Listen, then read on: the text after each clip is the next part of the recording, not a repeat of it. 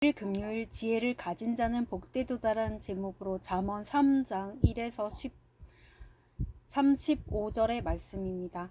사랑의 하나님 감사합니다. 오늘도 말씀 묵상의 시간을 주심에 감사합니다. 이 시간을 통하여서 하나님의 말씀이 들리고 복음이 들리기 원합니다. 말씀대로 믿고 살고 누리는 인생이 되게 하시고 이 시간도 우리와 함께하여 주시옵소서. 감사드리옵고 예수님의 거룩하신 이름으로 기도드립니다. 아멘. 본문의 말씀입니다. 내 아들아, 여호와의 징계를 경히 여기지 말라. 그 꾸지람을 싫어하지 말라. 대저 여호와께서 그 사랑하시는 자를 징계하시기를 마치 아비가 그 기뻐하는 아들을 징계함 같이 하시느니라. 지혜를 얻은 자와 명철을 얻은 자는 복이 있나니 이는 지혜를 얻는 것이 은을 얻는 것보다 낫고 그 이익이 정금보다 나음이니라.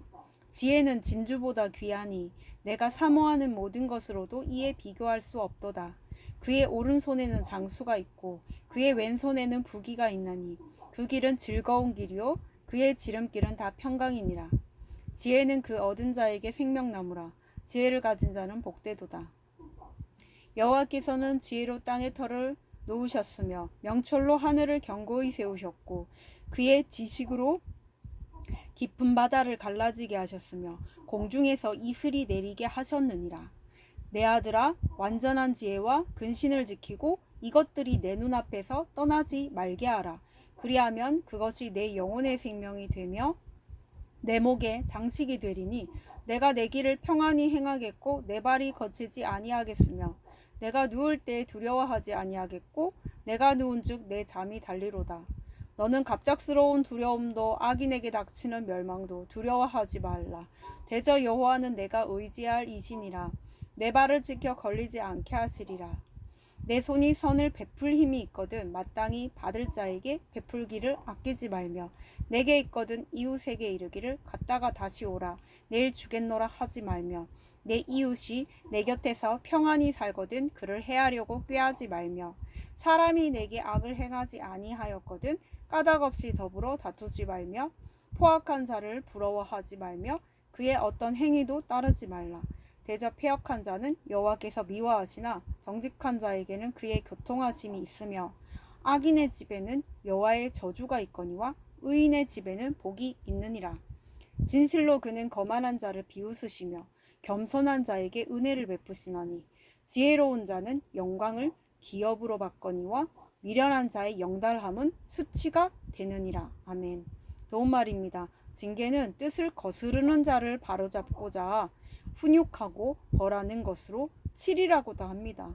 포악하다는 몹시 잔인하고 사납다를 뜻하고 교통하심은 매우 친밀한 교제를 말합니다. 영달하다는 지위가 높고 귀하게 대달한 뜻입니다. 본문 요약입니다. 여호와의 징계를 받아 지혜와 명철을 얻은 자는 복이 있습니다. 지혜로 천지를 지으신 여호와 하나님을 의지하면 주께서 어떤 상황에서도 그 발을 지켜 걸리지 않게 하십니다. 이웃에게 선을 베풀며 정직한 자에게는 여호와의 교통하심이 있지만 악인에게는 여호와의 저주가 있습니다. 오늘의 중보기도입니다. 이 땅의 청년들이 주만 의지하는 믿음을 가져 주님이 주시는 지혜를 얻는 복을 온전히 누리게 하옵소서. 아멘. 본문 해설입니다. 첫 번째, 지혜를 얻은 자의 복 11에서 18절의 내용입니다. 자기 자녀가 멸망의 길로 가지 않도록 하나님은 그를 사람의 매와 인생의 채찍으로 징계하십니다. 따라서 하나님이 사건으로 징계하시고 꾸짖으실 때 우리는 원망하지 말고 회개해야 합니다. 다시 주께로 돌이키는 회개가 곧 지혜와 명철입니다. 지혜가 이 세상 어떤 보물보다 더 크고 확실한 복입니다. 지혜는 나를 영생으로 인도하는 생명나무이기 때문입니다. 아무 사건이 없는 인생보다 징계를 받아서라도 지혜로 돌이키는 인생이 복됩니다. 적용 질문입니다. 하나님이 나를 돌이키려고 주신 징계의 사건은 무엇입니까? 그 사건을 통해 주께로 돌이킨 복된 인생이 되었음을 고백합니까? 두 번째, 내가 의지할 여호와 19에서 26절의 내용입니다. 하나님은 지혜로 천지를 지으셨으며 지금까지 다스리고 계십니다. 이 지혜를 사람에게 말씀해 주신 것은 결코 가벼운 일이 아닙니다. 따라서 지혜의 말씀을 들은 우리는 그 완전함을 인정하고 그대로 순종해야 합니다. 이 같은 순종이 내가 천지를 지으신 여호와 하나님을 의지한다는 증거입니다. 지금은 주님을 눈으로 볼 수 없지만 주를 믿고 의지하면 주님이 어떤 상황에서도 내 발을 지켜 걸리지 않게 하십니다. 가장 강하신 주님이 나를 지키시기에 평안합니다. 적용 질문입니다. 요즘 내가 걱정하며 두려워하는 일은 무엇입니까? 내 발을 지켜 걸리지 않게 하실 주님을 의지하여 어떤 기도를 드리겠습니까? 세 번째, 여호와의 교통하심 27에서 35절의 내용입니다. 주님이 주시는 지혜에 순종하여 주만 의지하는 성도는 그 은혜를 가지고 사명의 삶을 살아야 합니다. 즉 성도는 이웃의 구원을 위해 손과 발을 움직여 섬겨야 합니다. 물론 때로는 그런 섬김이 밑빠진 독에 물을 붓는 일처럼 여겨지고 섬기기는커녕 악을 행하는 사람들이 세상에서 성공하는 모습을 보며 낙심될 때도 있습니다. 그러나 주님과 한편이 되어 섬기는 사람에게는 주님의 친밀한 교통하심이 있기에 그는 지치지 않고 사명을 감당합니다. 적용 질문입니다. 가족과 이웃의 구원을 위해 어떻게 섬기고 있습니까?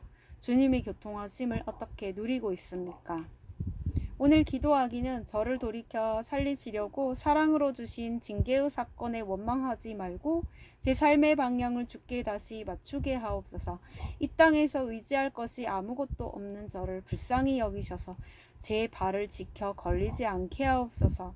오늘도 주의 교통하심으로 위로를 얻어주신 사명을 잘 감당하게 하옵소서. 아멘. 묵상 간증입니다. 지혜롭지 못한 자란 제목으로 최한종님의 말씀 적용글입니다. 불신 가정에서 태어난 저는 군대에서 처음 교회를 나갔다가 세례까지 받았습니다.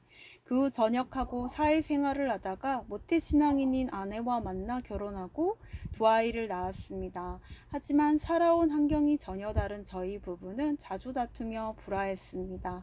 저는 아내의 잔소리와 분노 표출이 싫다는 핑계로 술과 음란을 가까이 했고 그럴수록 아내와의 갈등은 더욱 심해졌습니다.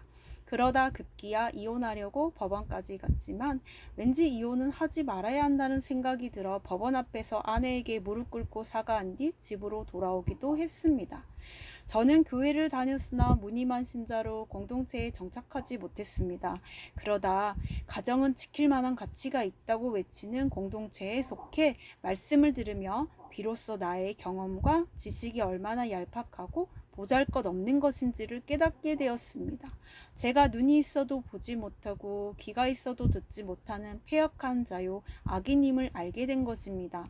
그러자 하나님은 말씀이 곧 지혜인데 제 안에 이 지혜의 말씀이 하나도 없음을 알게 하시는 복된 지혜를 주셨습니다. 이후 말씀이 조금씩 들리기 시작하면서 태어날 때부터 부모님의 사랑을 독차지했던 나로 인해 누나와 남동생이 깊은 좌절감과 차별을 느꼈겠구나 깨달아졌습니다. 누나와 남동생에게 아무런 피해를 주지 않았다고 생각했지만 제 존재 자체가 가해자였습니다. 그리고 집에서는 아내를 무시하는 표정과 말투로 대하고 화가 나면 며칠이든 입을 꾹 다문 채 아무 말도 하지 않았는데 이런 저의 냉담함 때문에 아내가 많이 힘들었겠다는 것이 인정되었습니다. 또 아이들에게도 차별을 일삼고 내 뜻대로 하지 않으면 분노하고 생색을 내는 아버지였습니다. 이렇게 완악하여 변할 것 같지 않던 저를 오랫동안 기다려주시고 믿음의 공동체로 인도하셔서 말씀으로 삶을 해석할 수 있는 지혜를 주신 하나님께 감사드립니다. 이분에 적용하기는 어머니와 누나와 남동생의 구원을 위해 날마다 기도하고 주일 예배에 초청하겠습니다. 저의 차별로 어릴 때 마음의 상처를 받은 딸에게 진심으로 사과하겠습니다. 입니다.